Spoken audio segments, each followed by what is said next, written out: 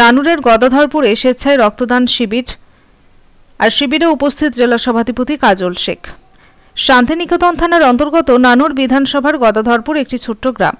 মাত্র 15টি ঘর ও প্রায় 70 জন গ্রামবাসীর এই এলাকায় রবিবার এক অনন্য দৃষ্টান্ত স্থাপন করল স্থানীয় যুবকরা।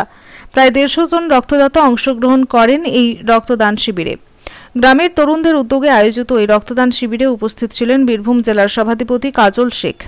এছাড়াও উপস্থিত ছিলেন ওয়েস্ট বেঙ্গল ব্লাড ডোনার সোসাইটির সাধারণ সম্পাদক কবি ঘোষ, বিশিষ্ট সমাজসেবী নুরুল হক, সমাজসেবী মানস ঘোষ, সমাজসেবী খালেক মাস্টার সহ গদাধরপুর সরস্বতী মাতা ক্লাবের সদস্যরা ও এলাকার অন্যান্য বিশিষ্ট ব্যক্তিবর্গ।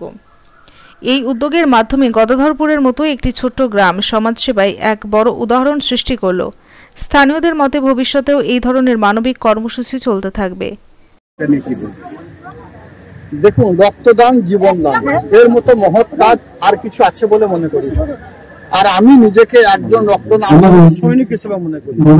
তাই যেখানেই রক্তদান আন্দোলন হয়, যেখানেই রক্তদান শিবির হয়, সেখানেই আমি গিয়ে যারা রক্তদাতা তাদেরকে উৎসাহিত করার চেষ্টা করি। সেটাই করতে আজকাল এসেছে। আমিন নাশিদের রিপোর্ট, জনকণ্ঠ টিভি নিউজ।